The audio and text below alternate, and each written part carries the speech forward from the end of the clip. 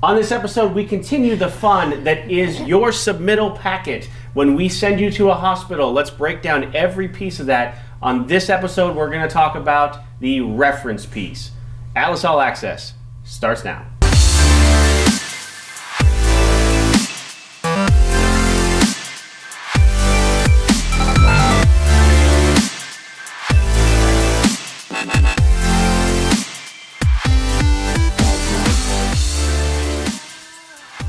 Joel, welcome back. Hey, good to be here. How did you get into Adam's seat? Adam's no longer with us. True. No, Adam couldn't make it today, so I get to sit in the big boy seat today. You do. He's excited. probably watching a Duke game somewhere, I'm More guessing. than likely. Maybe, so. And then Amber McGregor for the first time from compliance. Thank you for volunteering. Yeah. So did you really volunteer? No. No, Kiana volunteered you. Yeah. Okay. That's okay. It'll be super easy, I promise. So super easy. So I want to talk about references now. So last week we talked about the resume. Mm-hmm. This week let's talk about references. Maybe next week we'll talk about skills checklist. I don't know. Could be fun. Maybe, yes. So did you just volunteer for next week then? No, I didn't say Oh, okay. Maybe Sally did. Maybe Watch Sally what you say, will. 'cause you'll end up here every week. That is true. Yep. But this week we're going to talk about references. And this I think would be probably the easiest part because they're only, well, we'll get into this. So they're only due once a year, right? They're good for a full year. Generally, there's only 2 of them. Mm-hmm. And it's a very easy form to fill out.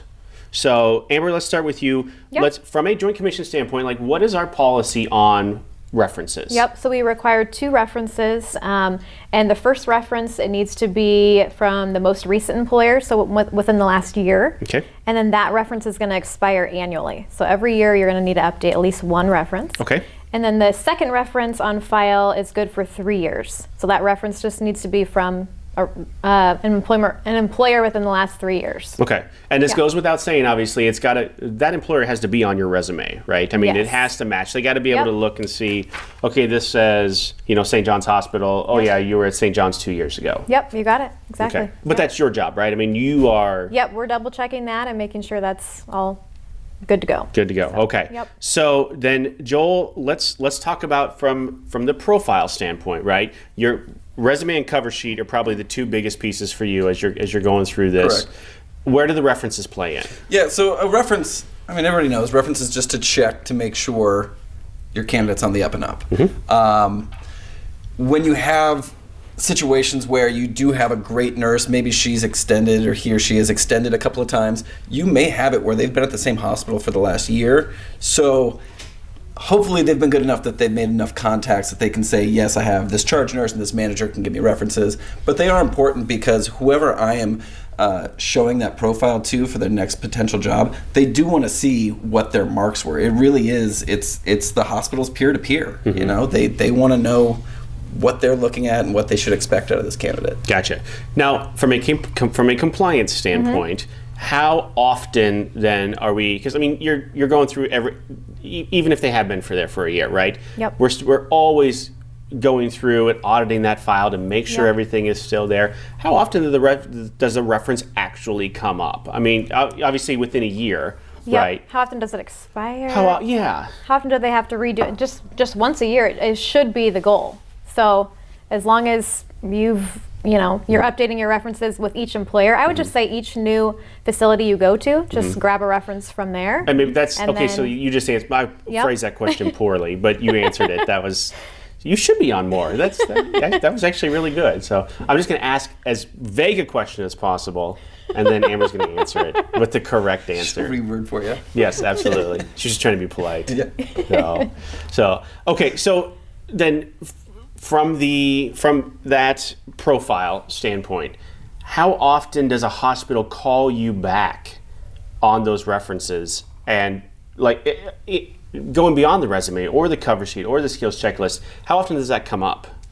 It really isn't something that happens too terribly often. Usually if there's something that they find questionable is when they really start to dig into those references to make sure, hey, I see so-and-so worked for you from this time period.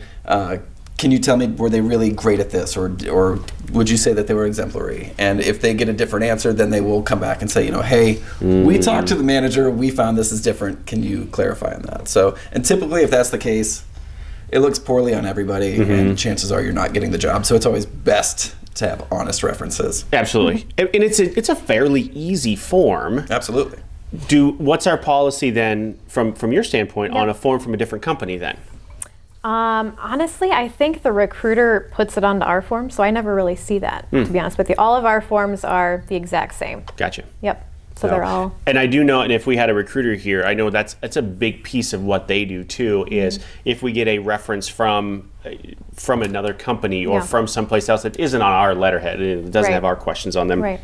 they will call that person and do the reference again, right? I have a reference from you from when this nurse was with XYZ agency or whatever. Can we just do this again so it's on our form? Like that happens a lot. I know it does. But I also know that it's sometimes difficult to get that person on the phone.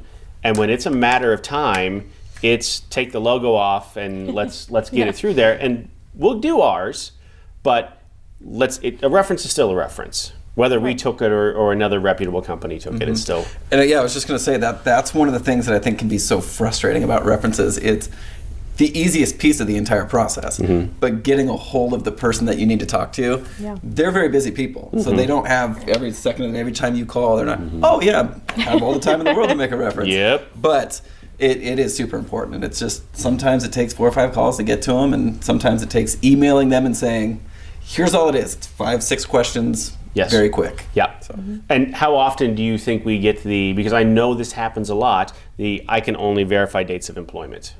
Because that happens. It does happen. There are some hospitals, some systems that will not do references at all. Where are we at in that scenario then, from a compliance standpoint? Where if it's been, let's say they've been at the same place for a year, and all we can get is dates of employment.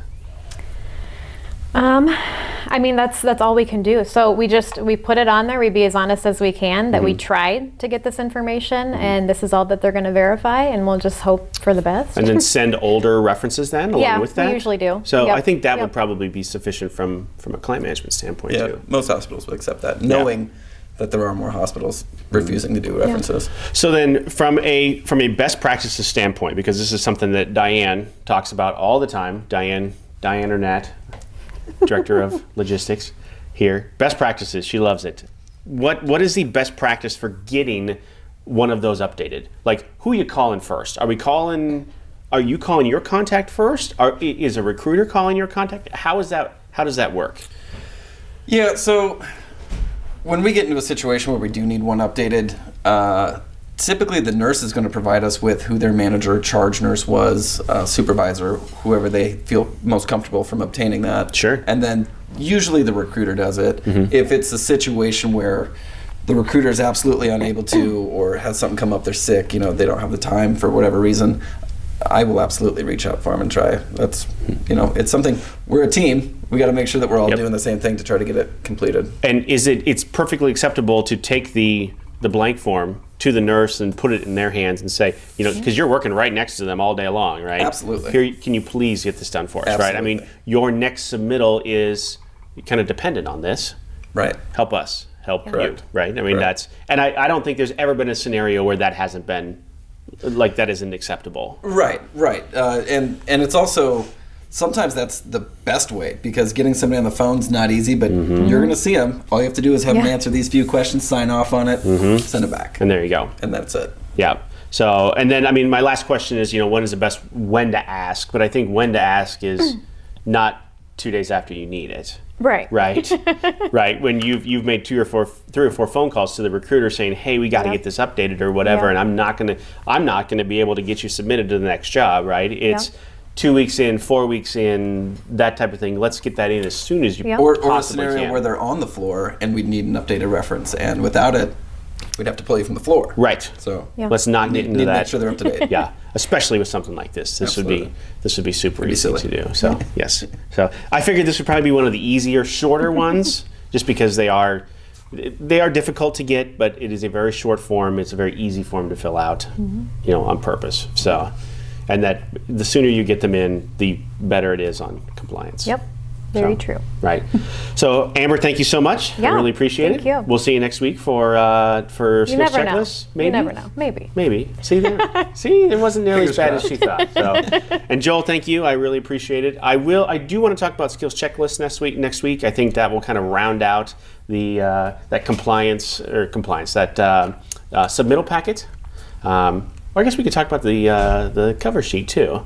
That's more our deal than it really is. Yeah, that's true. Their deal. So skills checklist next week. We'll dig into those. I bet those are awesome. I know that nurses love filling their out favorite. new skills checklists, especially like every 3 months when you have to do it. And I can only imagine. So thank you again. I really appreciate it, both of you. Yeah. Good to be of here. course. We'll see you next week.